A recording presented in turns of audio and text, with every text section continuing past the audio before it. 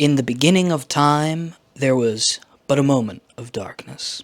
Yonder waves of light, you can see them crashing atoms. And in the beginning, a great breath, the yawning of time, the yoke of matter born of cosmic space dust. Cold rocks turning hot, hot rocks turning cold, and in the stew, life. And beyond that, humanity. And then civilization, Rome, the great prophets. And in the end, it leads us here to the Easter egg. A peanut butter filled Easter egg, of which I've eaten many tonight. It's day 49. Let's discuss cheat days. My friends, it is day 49. Welcome back to the show. What is this show? I make a video every day. A lot of them are about losing weight. A lot of them are not. I am Brendan, the speaker, writer, content creator, and I thought it would be very funny to start this episode off dramatically because everybody takes food very seriously, and I get that. What do I think about cheat days? Well, I have been counting calories for well over a decade. I have lost hundreds of pounds. So I have run every kind of cheat day scheme, let me tell you. Cheat days, cheat meals. I've had, let's eat 1,000 calories a day, but on Saturday you go nuts.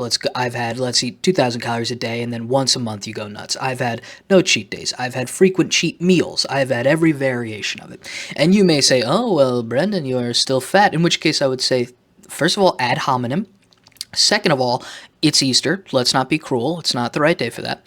But most importantly, it is not my methods that have gained the weight back. It is my mind and the behaviors I undertake when I am not trying to lose weight. Neither here nor there. What do I think of cheat days? Where I've landed on cheat days after all this time is that they are unnecessary to plan because they will happen on their own. You will inevitably cheat on your diet. And we don't need to play word games. I know people go, well, yeah, maybe you shouldn't use diet because it's a lifestyle change. Maybe you shouldn't use cheat day because then it's a bad thing. This isn't preschool, and there's no need for you to play linguistic games with yourself as though you were a child. You are cheating on something in theory. It is a slang referential term. It's okay. You can use it. And a diet is an actual thing. It is a regimented form of eating that is patterned that you end. So we use those words because we're grown-ups, right? Okay, so let's just get that out of the way. I believe you don't need to plan them because I believe they will happen on their own. And I think that your comfortability with them occurring will actually greatly impact your ability to withstand them within the structure of your diet. For example, if you are super serious about your diet and you're not letting anyone mess with your eating plan, and I know how that feels. I live with my wife, and of course, her eating plans and mine don't always add up. Sometimes she wants to go somewhere, and I feel like I can't eat anything there. Or at the very least, I feel the temptation will just be like a little bit more of a stressor than I really need. These things happen to me all the time. Now, on the one hand, you could get agitated, and on the other hand, you could just give in. Or you could, like many people say, just go and eat a salad, which we all know is like, it just doesn't feel real, right? It's like, what are we doing here? What game are we playing? All those things are potential choices. What I'm trying to find out is what is the highest chance of success? That's what we want. What is most likely to lead to you making the right decision? The reason why I don't like to orchestrate cheat days related to this is because I think they will come up on their own, and you should take them when the opportunity comes. Now, what do I mean by that? I think that you should be able to measure and manage and be aware of when there is a moment you will probably eat over your calories. And you should allow it to happen, allow it to pass over you quite like a wave. You should allow it to happen like it's nothing, because it is nothing. It's just a day where you're eating food with your friends or your family. That's all it is.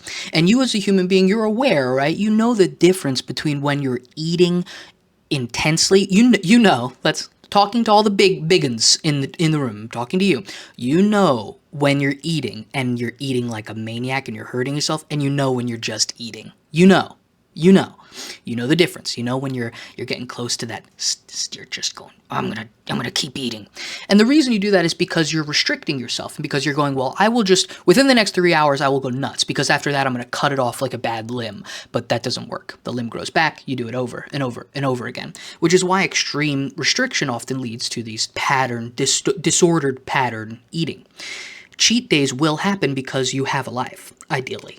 You will have to go to dinner, you will have to celebrate a holiday, and you need those days to happen without an extreme sense of dread, shame, and anxiety. And I think the best way for that to occur, for the best way for you to emotionally relate yourself to those experiences, is for you to completely turn down the severity. It's not the end of the world. You don't need to begin the day with a soliloquy about the beginning of space-time because you ate too many Easter eggs. It's just another day.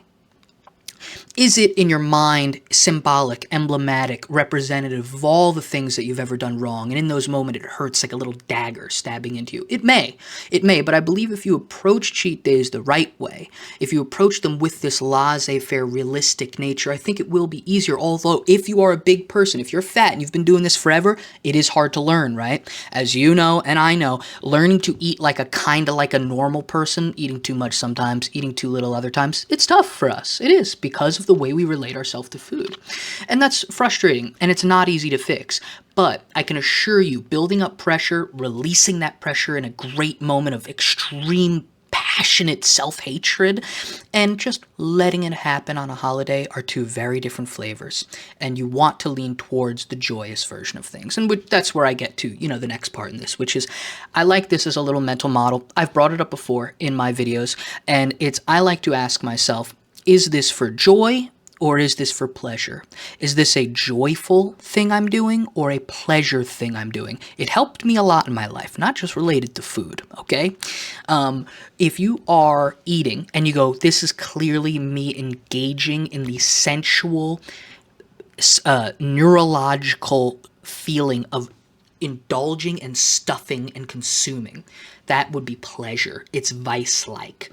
Joy now.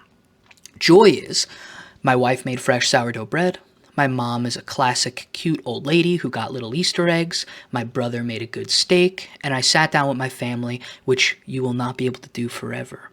You won't be able to do it forever. And when you sit with your family, you don't want to be thinking about calories, okay? You want to be thinking about your time with your family, okay? So I sat down with my family and I ate and I didn't think about it. I didn't think, did I have 6 Easter eggs? And the Reese's Easter eggs are fucking good. Did I have 8 of them? Did I have 10? Did I have 2? Oh, how many calories is that? Oh, I had so many calories. Does that subtract the way I ate yesterday? Does that mean I add and I'm sitting and then I go, oh, and tomorrow's a weigh-in day. And then, oh my, okay, so I messed up. What if I do this? We don't do this. We have to find a way out of this cycle. We have to find our way past that. This is not good. This is not good. Now, you also have to be cautious with this methodology I'm presenting to you, because what if you have a joyous event every week? Well, now we're in trouble, aren't we? First of all, congratulations, you're very social. I don't leave my house enough for that to happen, but that is possible. In which case, you may have to choose your battles. You may have to be less social. You may have to suck it up. You may have to, sorry guys, this camera's like, I have some sort of disorder here. You may have to, isn't it so funny I could just stop my flow that abruptly? You may have to just suck it up. Minimize. You may have to just deal with the fact that, hey, you know what? I actually can't be as social as a normal person for a little while, because right now I'm eating in a very regimented way. And you have to find a pleasure and a joy in that. And that's not something I can teach you. It's something you have to feel over time on your own. And I'm sure even the heaviest audience member, who's the most, if you feel you're consistently failing, you're nowhere close to where other people are at in their journey. Even for you, I'm sure you've had those times where you felt like you were on the right path and it felt good. It felt good to be restrictive. It felt good to resist. And you weren't thinking about food as bad as you were before, or the thoughts you had about food were in the correct direction. These are incredibly difficult psychological conundrums we find ourselves, specifically and related to the drug of food. We have to, together, on your own, come to your own conclusions with what is real and what isn't when it comes to you overeating, you eating on a cheat day. For your diet, is it so restrictive that on Saturdays you can go nuts? That's a pretty restrictive diet. That being said, you're not really worried about like what you eat because you eat so little. That's restrictive. I've done it many times. I would say I lost the majority of the weight eating like that. Eating like 1,100 calories a day, working out 7 days a week, and Saturdays I would go out and eat heavily. At this time, I also never drank alcohol. Alcohol adds a whole other flavor to this. If you're trying to lose weight, you probably have to stop drinking, to be realistic, or drink once a month. Break it down. But the point I'm getting at is refeeding and other kinds of cute little ways you use to leverage the idea of a cheat day to make it good for you is probably going to lead you astray if you are a severely obese person or an obese person or a slightly overweight person. You want to eat a specific diet every day, and if there are days where the opportunity comes for you to have a joyous meal or a joyous day out and you don't want to carry around a little baggie of sandwiches to the fucking roller coasters or wherever it is you're going, then don't do that. And just enjoy your day and don't think about it. And then go diet again tomorrow. Now, of course, you have to be careful with that, right? Because in a lot of ways, in my head, I always think, you know what, if you don't do it every day, what's the point? If you don't do it every day, it's not foolproof. And that is true. But that's something you have to decide on yourself. Those foolproof methods, what is true and what is honest, what is when you're cutting corners, when you're not, when you're lying to yourself, when you're telling the truth, you have to figure that out for yourself. And cheat meals, in the end of the day, what they do best is relieve the pressure valve. People that are competition bodybuilders need to relieve the pressure valve of their diet. This is not something exclusive to someone who's obese. It's a form of dealing with the nature of restriction. But again, I ask you to ask yourself, is the moment of your overeating, your cheat day, is it for joy or for pleasure? Pleasure is effectively useless the majority of the time. Now, pleasurable things can be joyous, and joyous things can give you pleasure. The distinction is a little gray, but I think you know intuitively what I mean by joy and pleasure. If I stuff a cookie into my mouth tonight at 2 a.m., standing in the fridge in my underwear, staring at the cat, that's not joy. I'm not going to feel good about that tomorrow when I wake up and I go, holy shit, I ate those cookies last night. That's not joy. That wasn't a joyous experience now, was it? Now tomorrow will I wake up and go, oh my god, I can't believe I ate lamb and like those Easter eggs with hanging out with my family and laughing and enjoying myself. I can't believe I did that. I'm not going to have those thoughts tomorrow. I don't care what I weigh in tomorrow. Because another reason I feel comfortable is because every single day I follow my rules to a T. It's just today I didn't. That's all. It's okay. I don't care if it slows me down. Because as I've gone over in other videos, the purpose is not speed. The purpose is victory. We're here to win the war. You understand? It's total destruction, annihilation, the vanquishing of my enemies. That's my goal. I want to be the last one standing. I want the room to be utterly silent except for my breaths. I don't want to do it quickly. I want to make sure it's final. You know what I'm saying? So today, I ate a lot of these little fucking Easter eggs. I still got one left. I brought them in my pocket because I thought it'd be a good bit. Now they're warm and hot and they don't taste as good. This is neither joy nor pleasure. This is for other people's entertainment. This is some awful middle ground I don't even have a term for. I digress. I wanted to discuss this today because cheat days and cheat meals and how you eat, it is the most important thing. And I should address it more. One of our viewers brought it up, and I plan on doing a bit more on food this coming week. I've always been trying to lean away from the fitness stuff, but it is a little early, I know. I'm leaning in to the food stuff this week. I want to talk about it more. Because don't get me wrong, the majority of my life has been spent thinking about what I'm eating and what I'm not too. Don't worry, I'm with you. So, started with this today because I just got back from Easter dinner. That's why the video's late. Eating these goddamn Reese's Cup Easter eggs. I mean, you can't resist them, you know. Now, could I have resisted them? Yes. Maybe I would have felt even better tomorrow if I went, you know what, I won this battle over Easter, but I didn't want to fight. I didn't feel the urge. I didn't feel in conflict with my desires today. Do you know what I mean? And maybe that's the signal. Maybe I'm discovering something. Hold on. Maybe the signal to enjoy your cheat day is that the conflict signals aren't going off in your brain. You're not arguing with yourself. That's not something we do when we're healthy. We do not argue with ourselves. We don't see something and nearly grab it, and our voice goes, you're not supposed to grab it. And then the other voice goes, but if I grab it, I just kind of want to grab it. And then your voice goes, no, what did you say? And then we should not be doing this. And we must be aware of when these things happen. I felt no conflict in myself today when I went to my mother's. It didn't occur to me once. I didn't think, oh, what will I eat? Which I do often. When I make sure to see my mom at least once a week. We have dinner together at least once a week. So when we go, there are many times where I go, what am I going to eat? I'm not going to eat what they eat. I'm not ordering Chinese food with these people. I have to eat 1,600 calories. Happens all the time. Today, I didn't feel that.